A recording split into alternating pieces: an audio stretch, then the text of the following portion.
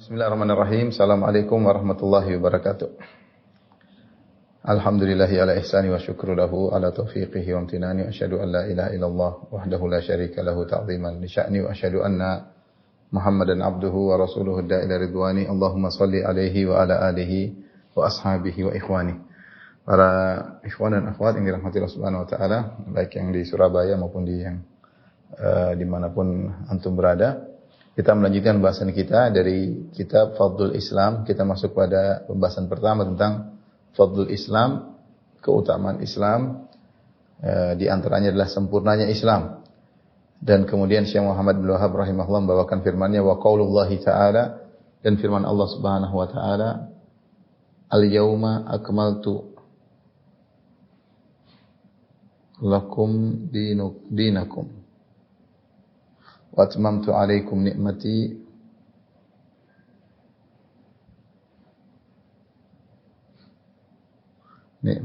wa raditu lakum al-islam dinan.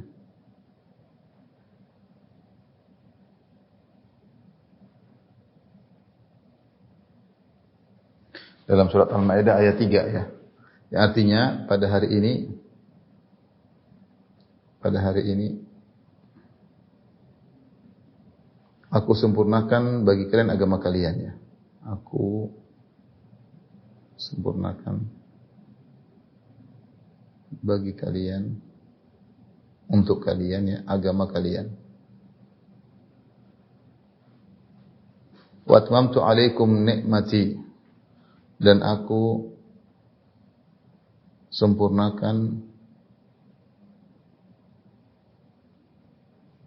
bagi kalian, atas kalian nikmatku.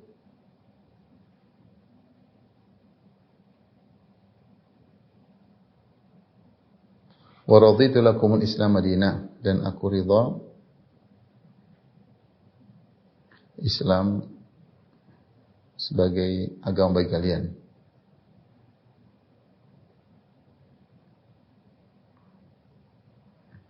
Ini salah satu ayat yang menunjukkan akan sempurnanya Islam. Terutama ada dalam ayat ini Allah menyebutkan dua kesempurnaan. Allah sempurnakan bagi kalian agama kalian ya, lakum dinakum, dan Allah juga sempurnakan nikmat Allah kepada kalian. Pada hari ini maksudnya adalah hari Arafah ya. Hari Arafah. Ayat ini turun ketika Nabi SAW berhaji wada. Di padang Arafah, Nabi SAW sedang wukuf di padang Arafah, maka turunlah ayat ini ya. Sehingga dia termasuk dari ayat-ayat yang terakhir turun. Ya, ada perbedaan pendapat di kalangan para ulama tentang apa ayat yang terakhir turun. Berdasarkan hadis-hadis yang diriwayatkan dari para sahabat, ada yang mengatakan ayat yang terakhir turun adalah ayat ini. Al-yauma akmaltu lakum dinakum, pada hari ini aku sempurnakan bagi kalian agama kalian. Ada yang mengatakan ayat yang terakhir itu adalah wattaqu yawman turja'una fihi ila Allah, dalam surat Al-Baqarah, takutlah kalian kepada hari di mana kalian akan dikembalikan kepada Allah. Ada yang mengatakan ayat terakhir itu adalah ayatul dain di akhir-akhir surat Al-Baqarah, ya ayyuhalladzina amanu idza tadayantum bidainin ila ajalin musamman faktubuh, jika kalian berhutang piutang maka catatlah. Ada yang mengatakan ayat terakhir yang turun adalah firman Allah Subhanahu wa taala, larangan riba. Ya ayyuhalladzina amanu taqullaha wa dharu ma baqiya minar riba. Wahai orang beriman, bertakwalah kepada Allah, tinggalkan riba. Tetapi semua itu tidak ada nas yang jelas dari Nabi sallallahu alaihi wasallam. Intinya ayat-ayat tersebut termasuk ayat-ayat yang terakhir turun. Di antaranya ayat ini, al-yauma akmaltu lakum dinakum, pada hari ini telah aku sempurnakan bagi kalian agama kalian. Pernah ada seorang Yahudi datang kepada Umar bin Khattab radhiyallahu ta'ala anhu. Kemudian dia berkata, wahai Umar, ayatun fi kitabikum law nazalat alaina ma'syaral yahud latakhadna dzalikal yawma 'ida. Kata orang Yahudi, wahai Umar, ada suatu ayat dalam Al-Qur'an ya. Kalau ayat itu turun kepada kami, maka kami akan menjadikan hari tersebut, hari turunnya ayat tersebut sebagai hari raya. Kata Umar, ayat apa? Yaitu al-yauma akmaltu. Kata Umar, aku tahu ayat tersebut. Ayat tersebutlah al-yauma akmaltu lakum dinakum. Pada hari ini telah aku sempurnakan bagi kalian agama kalian. Ayat itu turun ketika Nabi sedang wukuf di padang Arafah di haji wada ya. Yang di mana Allah menunjukkan Allah telah memberikan kesempurnaan agama bagi umat Islam. Dan agungnya ayat ini diketahui oleh orang Yahudi. Bahkan Yahudi tadi mengatakan, seandainya ayat itu turun pada kami, maka hari tersebut akan kami jadikan sebagai hari raya. Karena agungnya nikmat tersebut di mana Allah telah sempurnakan agama Islam bagi kalian. Ayat ini, sebagian saya katakan tadi termasuk ayat yang terakhir turun. Kalaupun ada, karena Nabi SAW setelah pulang haji wada, Nabi SAW masih hidup beberapa bulan, karena haji wada di bulan Dzulhijjah. Kemudian Nabi SAW pulang pada tahun 11 Hijriah. Kemudian Nabi mendapati bulan Muharram, kemudian bulan Safar, kemudian Rabiul Awal. Jadi masih ada Nabi hidup sekitar 3 bulan setelah turunnya ayat ini. Kemudian Nabi SAW meninggal dunia. Ya, kata para ulama, ayat ini termasuk ayat yang terakhir turun. Adapun ayat-ayat yang turun setelahnya, kalau tidak berkaitan dengan hukum, berkaitan dengan hari akhirat seperti wattaqu yauman turja'una fihi ila Allah, ya, takutlah kalian kepada hari di mana kalian akan dikembalikan kepada Allah, atau ayat-ayat yang berkaitan dengan hukum sebagai perincian daripada ayat-ayat yang turun sebelumnya. Sebagai perincian dari ayat-ayat yang turun sebelumnya. Tapi intinya Islam telah sempurna, ya, dengan turunnya ayat-ayat ini. Ada beberapa ayat yang turun setelah itu hanyalah sebagai penyempurna atau penjelas dari ayat-ayat sebelumnya. Taib. Ikhwan dan akhwat yang rahmatillah subhanahu wa ta'ala, kita akan berhenti atau kita akan membahas tentang al-yauma akmaltu lakum dinakum. Pada hari ini ya, aku telah sempurnakan bagi kalian agama kalian. Perhatikan, yang menyempurnakan adalah Allah.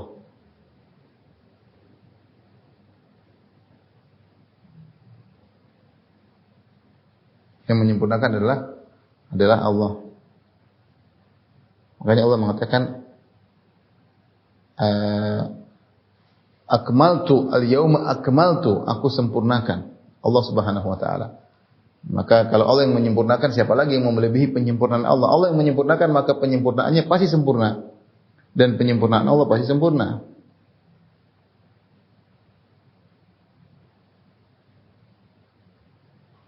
Pasti sempurna karena Allah Subhanahu wa taala yang menyempurnakan.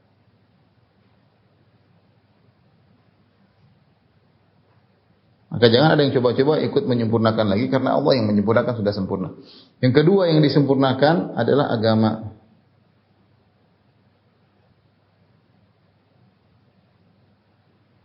Adalah agama Islam. Adalah agama Islam. Dan agama Islam ini mencakup seluruh bagian daripada agama Islam. Ya, mencakup akidah, mencakup ahkam, fikih, hukum-hukum, ahkam fikih, mencakup adab, ya, adab-adab, maka telah sempurna. Telah sempurna. Kita dapati syariat Islam sempurna dari segala sisi. Dan kesempurnaan ini memang harus sempurna. Syariat Islam harus sempurna. Kesempurnaan ini merupakan konsekuensi dari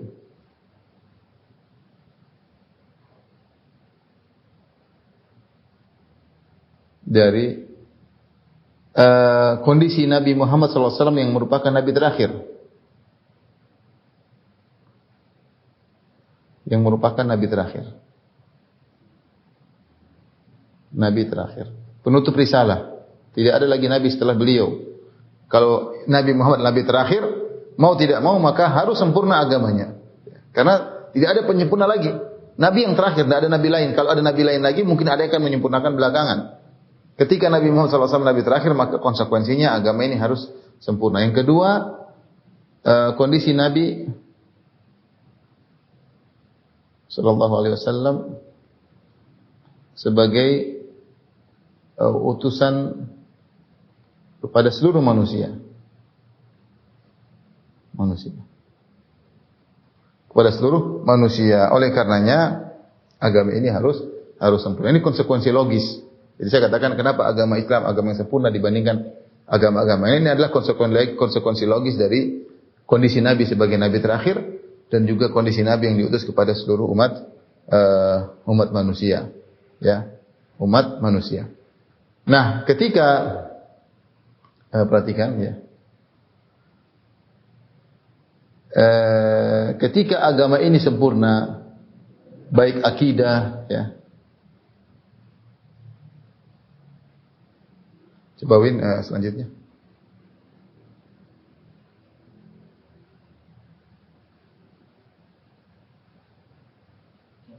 Ya.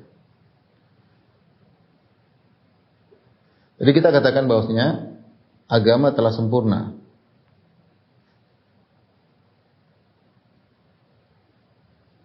Dan ini mencakup diantaranya akidah dan juga ahkam, hukum-hukum fikih. Hukum-hukum fikih, adab, semuanya bercampur. Jadi ketika mengatakan kita akidah kita sudah sempurna, ya, dan hukum-hukum fikih juga sudah sempurna, maka ini mengkonsekuensikan saya pelan-pelan untuk menata pola pikir kita ya, mengkonsekuensikan alat untuk sumber akidah dan fikih juga sempurna. Ini pertama, sumber akidah dan fikih juga sempurna. Tidak memerlukan sumber yang lain. Tidak memerlukan sumber yang lain. Kita tahu sumber-sumber akidah dan fikih ada Al-Quran dan Sunnah. Al-Quran dan hadis. Jelas. Sudah jelas. Nah, karena kita bilang akidah kita sempurna, ketika hari itu Allah mengatakan al-yauma akmaltu lakum dinakum, aku sempurnakan bagi kalian agama kalian, berarti akidah dan fikih sempurna. Yang kedua, mengkonsekuensikan bahwasanya akidah dan fikih tersebut, hukum-hukum tersebut berlaku ya, hingga akhir hari kiamat. Hingga hari kiamat. Ya. Tidak akan mengalami ya penambalan. Ada yang kurang disempurnakan, tidak perlu karena sudah sempurna. Ini penting, dua hal yang ini dua poin yang perlu kita perhatikan. Baik. Ketika kita mengatakan bahwasanya karena akidah dan fikih sudah sempurna, menunjukkan sumbernya harus sempurna. Kalau sebenarnya tidak sempurna berarti agamanya belum sempurna. Ya, sumber hukumnya sempurna itu Al-Quran dan hadis. Maka perhatikan sini, menunjukkan kita tidak perlu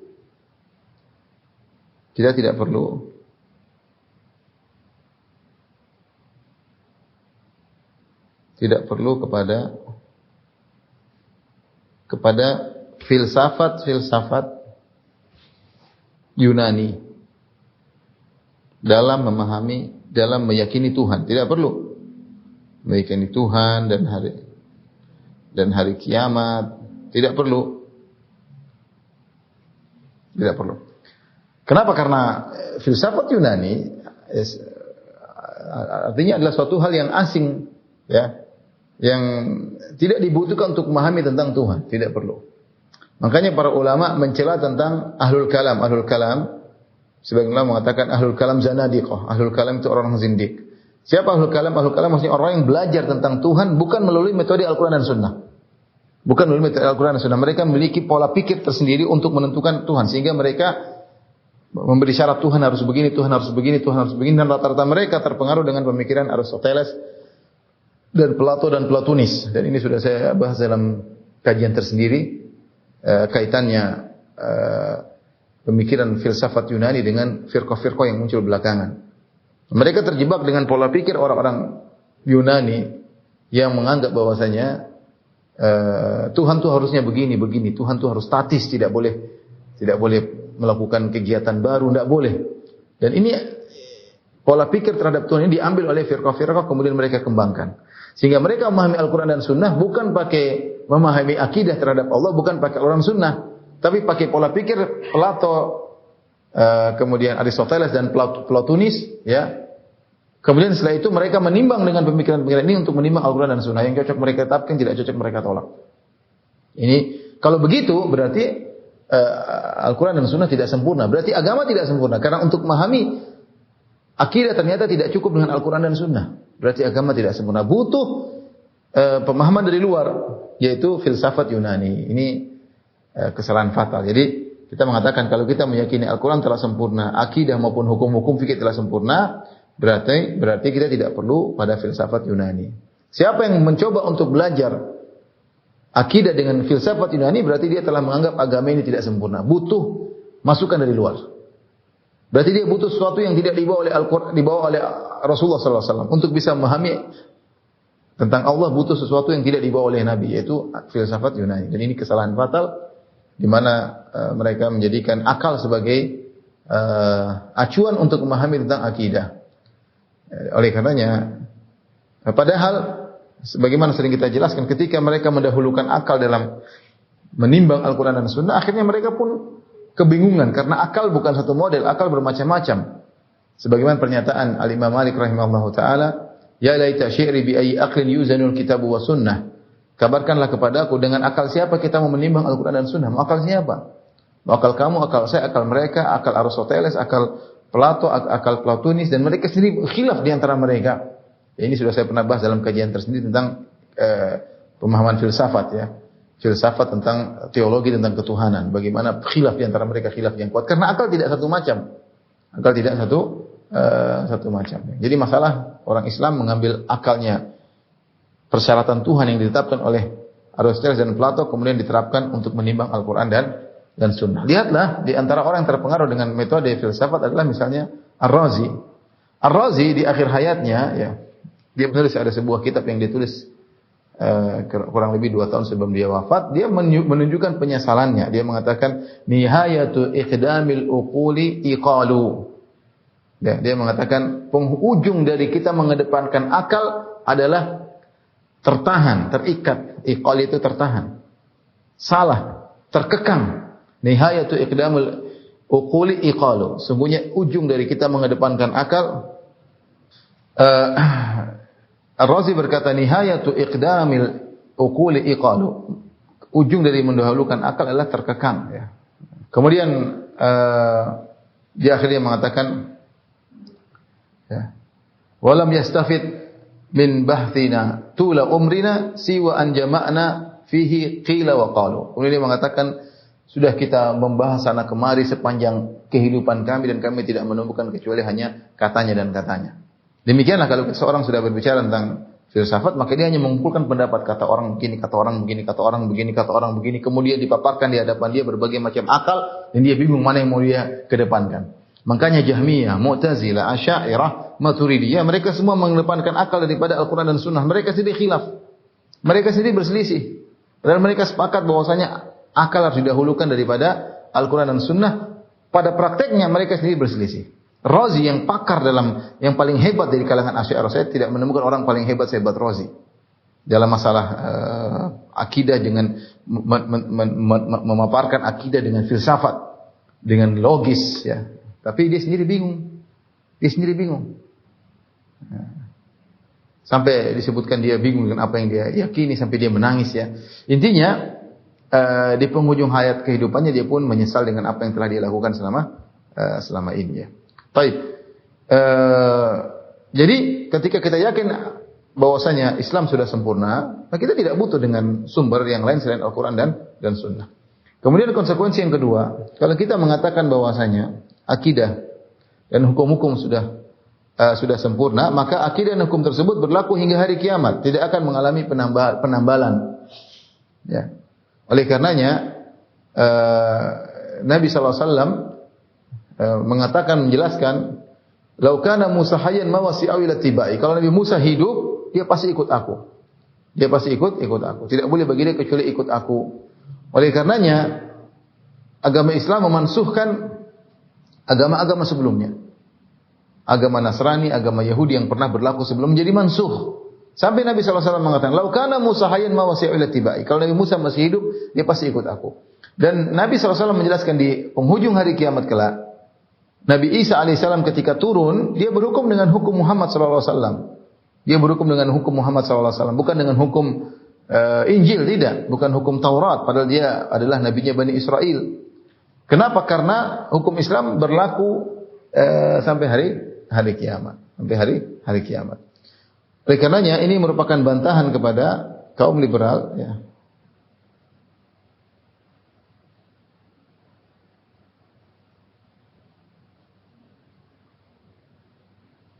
Kaum liberal yang menyatakan bahwa syariat Islam tidak relevan lagi.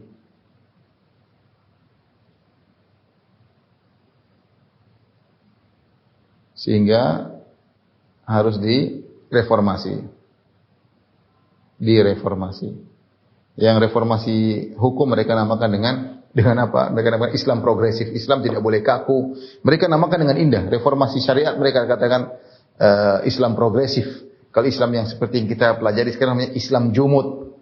Sehingga mereka mengatakan sekarang yang diturunkan kepada Muhammad, 1400 tahun yang lalu tidak relevan lagi dengan zaman sekarang sehingga butuh perubahan. Ini menunjukkan agama tidak sempurna. Bagaimana sempurna? Cuma buat umat Muhammad di zaman itu. Namanya agama tidak sempurna. Ya, berarti kalau satu dekade atau satu abad harus reformasi. Jadilah akhirnya bukan kondisi yang harus disesuaikan dengan Al-Quran dan Sunnah, tapi Al-Quran dan Sunnah harus disesuaikan dengan kondisi masyarakat. Lihatlah bagaimana produk hukum yang mereka tawarkan orang liberal, homoseksual halal. Ya, contohnya, laki-laki boleh mencerai, perempuan boleh mencerai laki-laki. Laki-laki kalau dicerai ada masa idahnya, harus menunggu, tidak boleh nikah lagi 120 hari. Produk-produk aneh. Ya, homoseksual halal. Produk aneh bahwasanya wanita muslimah boleh nikah dengan laki kafir, ya. Kemudian produk doa bersama, ya. Baru-baru kemudian ada orang liberal yang mengatakan zina juga halal, sehingga akhirnya rusaklah Islam. Islam berarti tidak sempurna. Islam tidak sempurna. Jadi ketika kita mengatakan agama telah sempurna, konsekuensinya adalah demikian. Kita tidak perlu kepada selain Islam, ya. Barang siapa yang perhatikan syariat dan tahan kepada orang-orang liberal, di antara kesempurnaan syariat Islam, hukum Islam, di antara kesempurnaan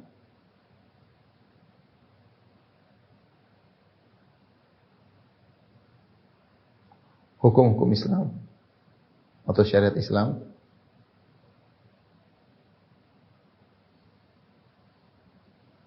bisa dibagi dua. Syariat Islam ini bisa dibagi dua terkait dengan hal-hal yang tidak berubah.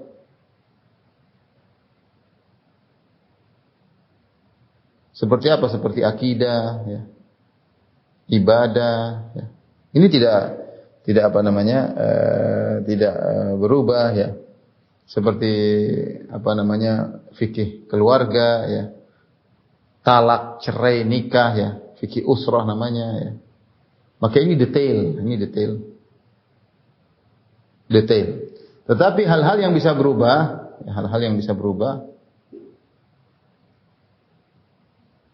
seperti apa? Seperti muamalah, ya. Kadar nafkah, kadar macam-macam, ya. Kadar nafkah misalnya. Maka ini syariat hanya datang secara global.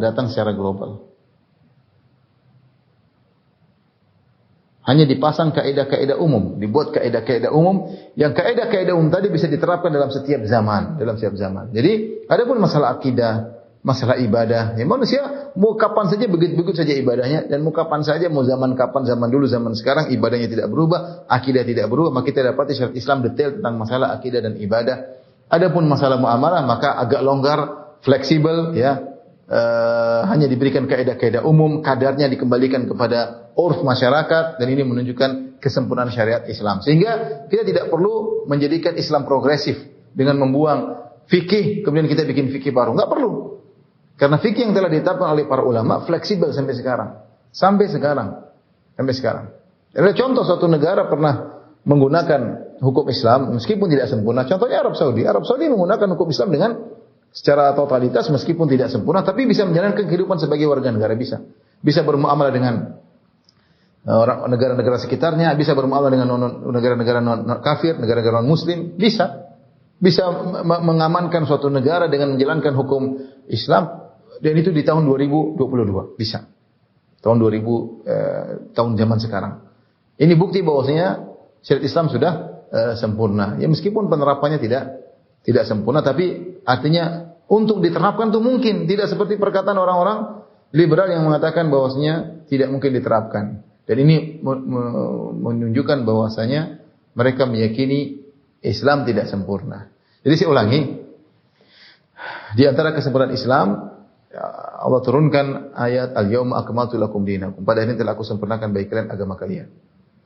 Dan agama sempurna mencakup akidah dan fikih. Dan kalau kita meyakini akidah dan fikih adalah sempurna, maka mengkonsekuensikan sumbernya sempurna. Sumber untuk memahami akidah dan fikih adalah Al-Quran dan Sunnah. Kita tidak butuh sumber-sumber yang lain.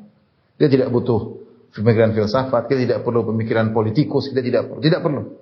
Ya, tidak perlu kita filsafat agama lain, enggak perlu. Filsafat India, filsafat Cina enggak perlu. Kita punya filsafat, kita punya Al-Quran dan Sunnah, sudah cukup. Karena agama ini sudah sempurna, Allah turunkan hukum-hukum, sumbernya juga sempurna. Demikian juga kalau kita yakin bahwasanya akidah dan fikih sudah sempurna, maka dia berlaku sampai hari kiamat.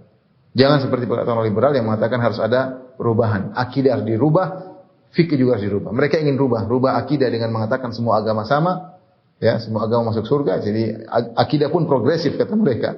Apalagi fikih lagi progresif sehingga mereka memunculkan produk-produk fikih baru yang aneh-aneh yang menurut mereka itu adalah Islam progresif, sedangkan Islam yang kita yakini adalah Islam kuno, Islam jumud, Islam kaku, Islam statis. Mereka namakan dengan nama-nama yang buruk. Baik, ini ayat yang kita bahas ya.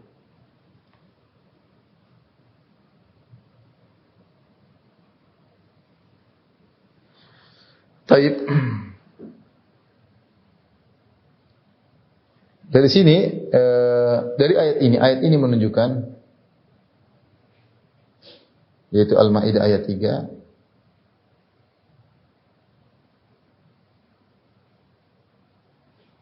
menunjukkan keutamaan Islam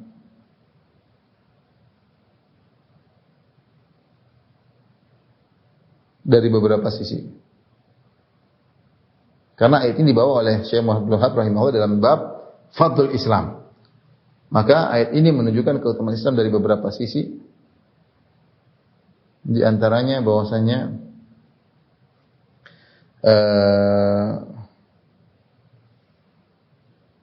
dari sisi agama Islam itu sendiri,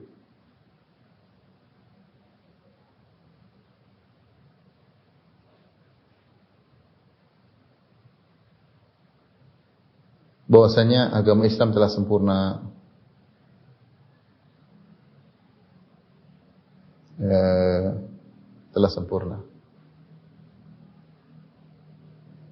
Dan sempurna ini artinya apa? Dia berlaku sampai kesempurnaannya berlaku sampai hari kiamat ya. Kemudian juga yang kedua, dari sisi penganut Islam, Allah berfirman, "Al-yawma akmaltu lakum dinakum wa atmamtu 'alaikum ni'mati wa raditu lakumul Islam dinan." Ya.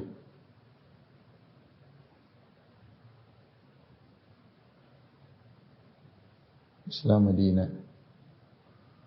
Aku ridha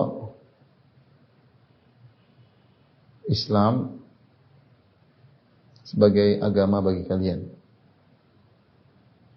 Ini jadi orang yang masuk Islam, dia mendapat kemuliaan karena dia telah memeluk agama yang diridhai oleh Allah Subhanahu wa taala.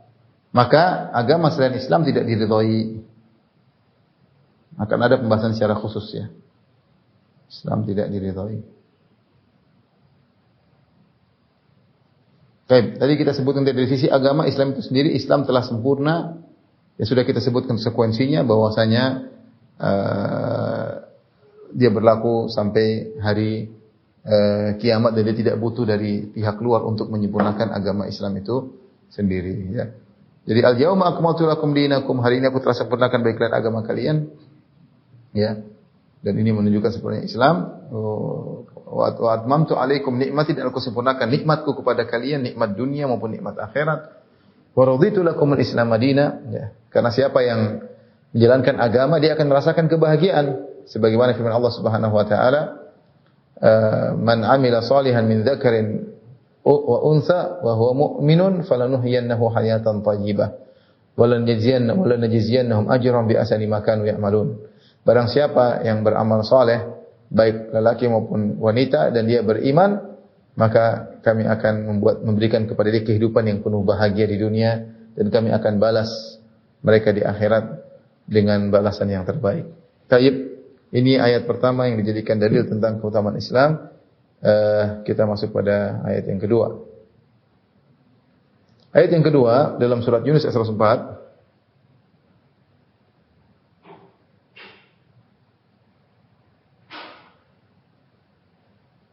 Allah Subhanahu wa taala berfirman, "Qul ya ayuhan nasu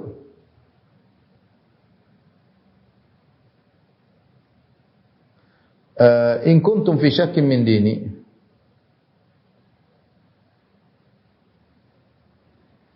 Fala a'budu alladziina ta'buduna min dunillah.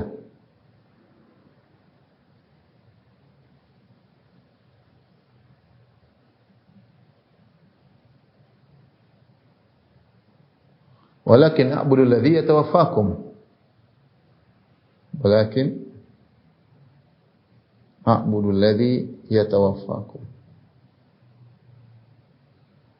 Baik, ini surat Yunus ayat 104. Surat Yunus ayat 104. Baik. Qul ya ayuhan nas, wahai manusia sekalian, katakanlah, wahai manusia sekalian, katakanlah, wahai manusia sekalian.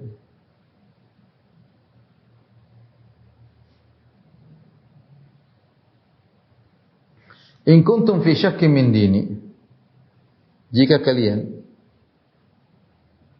ragu tentang agamaku,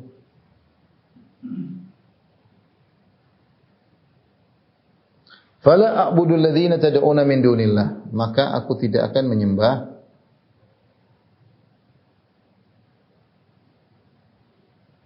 menyembah sesembahan kalian.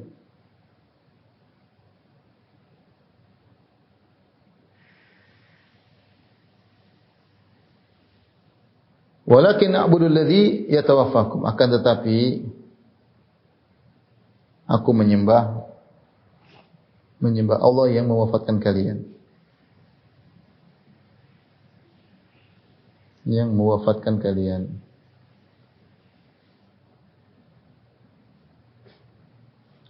Baik, ayat ini ikhwan dan akhwat yang dirahmati Allah Subhanahu wa taala menunjukkan akan keutamaan Islam, karena ini masalah fadlul Islam, keutamaan Islam dari sisi mana? Bahwasanya Islam adalah agama yang jelas, ya, jelas keutamaan Islam dari dua sisi.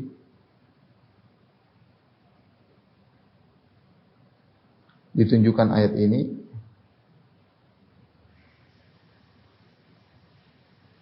Dari dua sisi. Yang pertama, Islam satu-satunya agama yang menyuruh pada tauhid.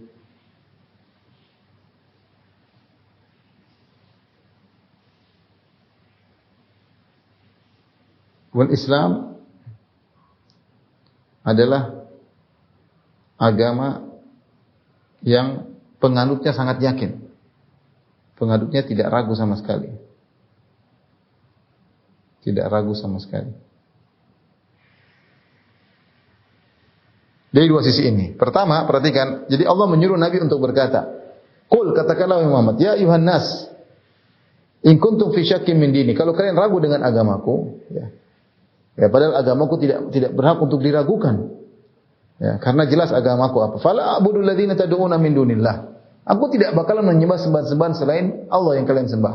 Walakin a'budu alladzi yatawaffakum, tapi aku menyembah Allah yang mewafatkan kalian.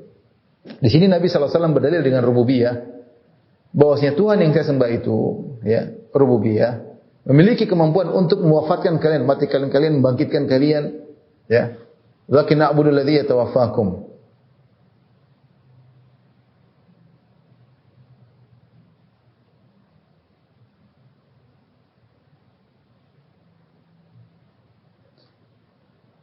Karena Allah Subhanahu wa taala mampu mewafatkan kalian, Allah mampu membangkitkan kalian. Apapun yang kalian sembah. Yang kalian sembah adalah makhluk seperti kalian. Innal ladzina tad'una min dunillahi ibadun amsalukum ya. Wal ladzina tad'una min dunillahi ya. Yang kalian sembah selain Allah Subhanahu wa taala adalah hamba-hamba seperti kalian ya. Maka tidak berhak untuk disembah, tidak berhak untuk disembah. Bagaimana kalian menyembah makhluk seperti kalian?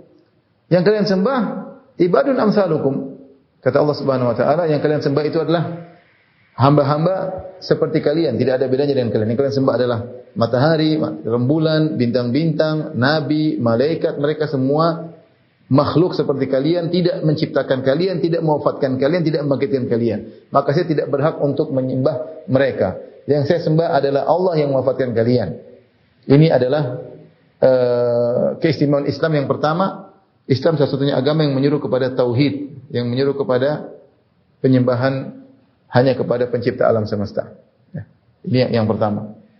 Keutamaan yang kedua, Islam adalah penganutnya tidak ragu sama sekali. Ini sudah pernah kita bahas. Di antara keistimewaan Islam dibandingkan dengan agama yang lain, penganut Islam tidak ragu. Betapa banyak orang berpindah dari agama lain kepada Islam, banyak sekali. Ya, tapi orang murtad sedikit, hampir tidak ada, sedikit dibandingkan dengan orang-orang yang berpindah. Bahkan yang berpindah dari agama lain biasanya tokoh-tokoh mereka, pendeta-pendeta mereka, pastor-pastor mereka ya. Mereka mengenal Islam karena ketika mereka belajar agama mereka, mereka dalam keraguan. Dalam keraguan ya. Karena agama selain Islam kalau dipelajari semakin dalam maka semakin menimbulkan keraguan. Inilah dua sisi keutamaan Islam dari ayat ini. Kita lanjutkan ayat berikutnya.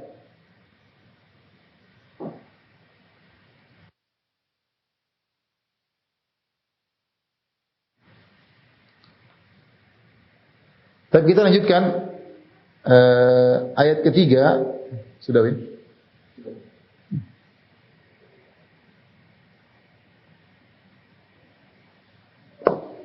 Sebentar.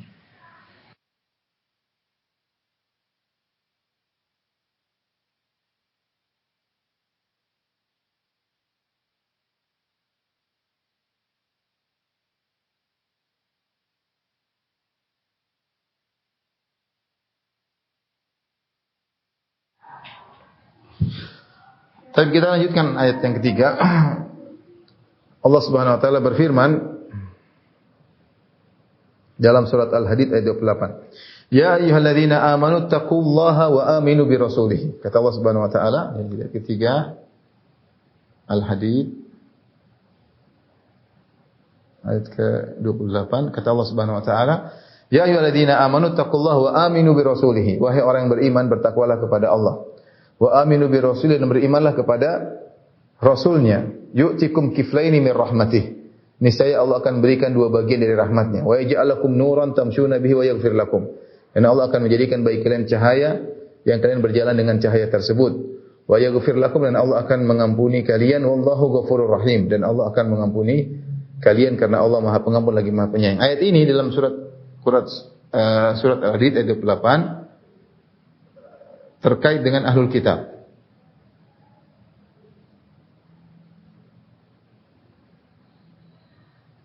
Perhatikan sebelumnya yang pertama tadi surat Al-Maidah ayat surat Al-Maidah ayat 5 ayat 3 yang sudah kita bahas, al-yauma akmaltu lakum dinakum, itu surat Al-Maidah ayat 3. Ini terkait dengan orang-orang beriman. Allah menjelaskan kesempurnaan Islam. Kemudian yang kedua tadi sudah kita bahas. Yang kedua adalah Quran surat Yunus ayat 104. Ini terkait dengan orang-orang musyrikin. Ini yang pertama, ini yang kedua. Nah, ayat yang ketiga ini Al-Hadid terkait dengan ahlul kitab. Allah Subhanahu wa taala berfirman, ya ayyuhalladzina amanu taqullaha, wa orang yang beriman bertakwalah. Wa aminu bi rasulih. Maksudnya wahai orang-orang yang beriman dari kalangan ahlul kitab, sebagaimana pendapat banyak ahli tafsir. Ya ladzina amanu ittaqullah, kata Allah wahai orang yang beriman. Maksudnya di kalangan ahlul kitab.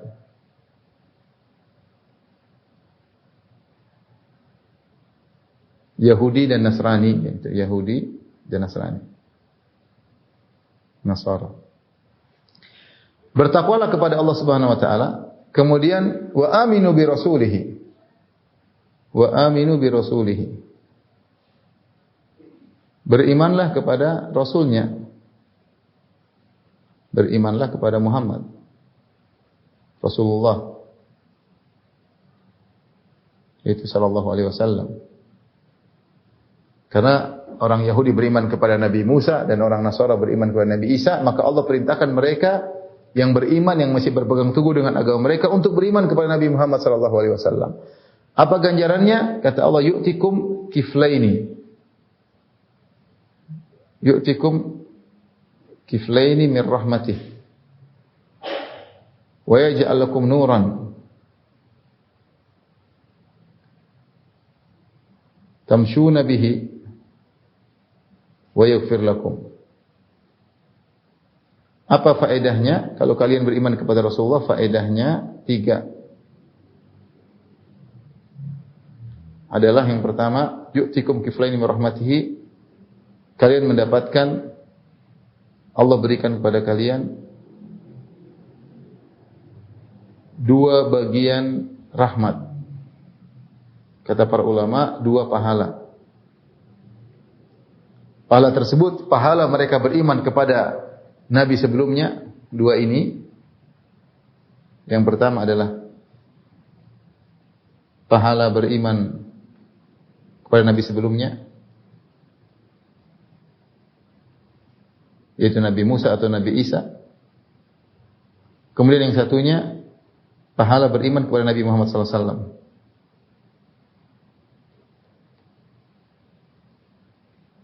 Kepada Nabi SAW. Sebenarnya dalam hadis dalam sahihain dari Abu Musa al-Asy'ari radhiyallahu anhu, qala Rasulullah sallallahu alaihi wasallam bersabda, "Thalathatun yu'tauna ajrahum marratain." 3 golongan yang Allah berikan mereka ganjaran 2 kali lipat. 2 kali lipat. Di antaranya, rajulun min ahlil kitabi amana bi nabiyhi. Seorang dari ahlul kitab beriman dengan nabinya. Apakah beriman dengan Nabi Musa sebagai orang Yahudi atau beriman dengan Nabi Isa sebagai orang Nasara? Wa adrakan nabiyya sallallahu alaihi wasallam, kemudian dia mendapati Nabi sallallahu alaihi wasallam. Fa amana bihi, kemudian dia beriman kepada Nabi sallallahu alaihi wasallam, wa taba'ahu, kemudian dia ikuti Nabi sallallahu alaihi wasallam, wa saddaqahu, kemudian dia membenarkan Nabi sallallahu alaihi wasallam, falahu ajran, maka dia mendapatkan 2 pahala. Dia mendapatkan 2 pahala, ya.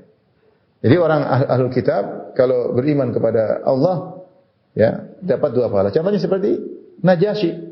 Tadinya Nasrani, kemudian beriman kepada Nabi Muhammad SAW. Contohnya siapa? Abdullah bin Salam. Tadinya Yahudi, kemudian beriman kepada Nabi SAW. Contohnya siapa? Contohnya juga Salman Al-Farisi. Tadinya Nasrani, tadinya Majusi, kemudian Nasrani. Ketika Nasrani, kemudian dia beriman kepada Nabi SAW. Ya, makanya Allah mengatakan, ulaika yu'tauna ajrahum marrataini bima sabaru. Mereka itu orang-orang yang mendapatkan ganjaran 2 kali lipat karena kesabaran mereka, ya. Jadi ayat ini menjelaskan tentang keutamaan Islam. Jadi orang masuk Islam, maka pahala-pahala sebelumnya tidak hilang. Kebaikan-kebaikan sebelumnya tidak hilang. Kalau dia Nasrani, dia dapat pahala double. Mungkin di zaman ketika dia Nasrani dia berbuat baik. Demikian juga ketika dia Yahudi dia berbuat baik. Ketika dia masuk Islam bukan mulai dari nol, tetapi yang lalu tetap dapat pahala. Bahkan berlaku bagi orang musyrikin. Berlaku bagi orang musyrikin secara umum. Siapapun mau ateis, mau musyrikin. Makanya ketika Hakim bin Hizam radhiyallahu anhu dia masuk Islam, dia bertanya kepada Nabi sallallahu alaihi wasallam, ketika zaman jahiliyah dia suka berdermawan, dia karam, dia karim, suka dermawan, dia memerdekakan budak, dia memberikan makan kepada fakir miskin, dia menyembelih untuk fakir miskin. Maka dia bertanya Rasulullah, bagaimana dengan amalan saya terdahulu? Maka kata Nabi SAW, aslamta ala ma aslafta min khair ya hakim. Kata Nabi, engkau masuk Islam dengan seluruh kebaikan yang pernah kau lakukan di zaman jahiliyah juga terbawa dalam Islam. Ya, terbawa dalam Islam. Jadi kalau seorang masuk Islam, pahala amalan sebelumnya dia bawa, tidak gugur. Lain hanya kalau dia tidak masuk Islam, maka seluruh amalannya akan gugur. Ini di antara keutamaan Islam. Keutamaan Islam bahwasanya pahala yang lalu tidak gugur. Dapat pahala double. Kemudian selain itu, selain dapat pahala double, kata Allah Subhanahu wa taala, "Wa yaj'alakum nuran tamshuna bihi." Allah jadikan bagi kalian cahaya yang kalian berjalan dengan cahaya tersebut. Allah berikan cahaya yang kalian berjalan dengan cahaya tersebut.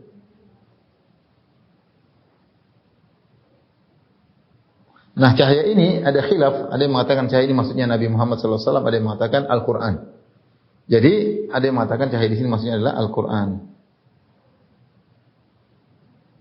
Karena Al-Quran adalah nur, Al-Quran adalah cahaya. Wa yaghfir lakum, dan Allah akan mengampuni kalian. Allah mengampuni kalian.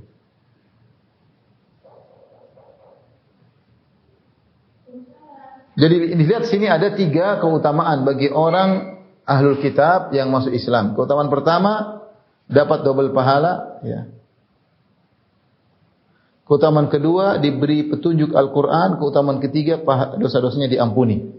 Kalau dahulu seorang Ahlul Kitab, dia bermaksiat ketika dia masih Nasrani, atau Yahudi, ternyata dia bermaksiat, mungkin dia berzina, bunuh orang. Nasrani pun demikian. Ketika dia masih Nasrani, dia berzina, dia bunuh orang, durhaka sama orang tua. Tapi dia melakukan kebaikan-kebaikan yang lain. Maka dosa-dosanya diampuni, adapun pahalanya dipertahankan dan ditambah dengan pahala masuk Islam. Maka ayat ini menunjukkan akan keutamaan Islam. Jadi perhatikan ayat yang pertama surat Al-Maidah ayat 3 menjelaskan tentang keutamaan Islam, penjelasan kepada umat Islam tentang nikmat yang kalian rasakan. Islam ini sempurna dan Allah ridho bagi kalian agama Islam. Sudah kita jelaskan. Ayat yang kedua turun surat Yunus ayat 104 terhadap orang-orang musyrikin, ya di mana Nabi berkata, "Qul ya ayyuhan nas in kuntum fi syakkin min dini fala a'budu alladziina tad'una min dunillah, walakin na'budu alladzi yatawaffakum." Ya, kami ini Islam tauhid. Hendaknya kalian meninggalkan kesyirikan kalian. Kami tidak akan menyembah sesembahan kalian karena agama Islam adalah agama tauhid. Dan ini keistimewaan agama Islam dibandingkan yang lain. Yang kedua, orang masuk Islam tidak ragu. Banyak orang Islam tidak ragu, bahkan orang-orang awam tidak ragu dengan agama mereka. Semakin mereka memahami, belajar tentang Allah, tentang syariat, mereka semakin kagum dengan syariat Islam. Ya, kita saja yang belajar agama semakin kian, alhamdulillah semakin bertambah kita belajar, semakin yakin dengan agama Islam, betapa sempurnanya agama ini. Semakin kita telaah, semakin sempurna agama ini. Jadi dengan agama lain, mereka banyak taklid, jangan terlalu dipelajari, sudah percaya aja. Semakin mereka belajar tentang Tuhan mereka, mereka semakin bingung. Mereka semakin bingung. Bagaimana mereka menyembah berhala? Bagaimana berhala yang mereka sembah, mereka buat dan mereka sembah sendiri? Bagaimana mereka menyembah ibadun amsalukum, makhluk-makhluk seperti mereka? Ya, semua tidak logis. Yang terakhir, orang-orang Ahlul Kitab kalau masuk Islam, maka mereka mendapatkan 3 keutamaan, yaitu dosa-dosa mereka diampuni, kemudian mereka dapat pahala double, dan yang ketiga mereka diberi petunjuk Al-Quran, sehingga mereka berjalan dengan bimbingan dari Allah Subhanahu wa taala, ya. Ini mungkin dulu yang saya sampaikan pada kesempatan kali ini kepada ikhwan dan akhwat. Mungkin sampai di sini saja kajian kita. Insyaallah kita lanjutkan pada kesempatan yang lain. Kurang lebih mohon maaf, wabillahi taufiq wal hidayah. Assalamualaikum warahmatullahi wabarakatuh.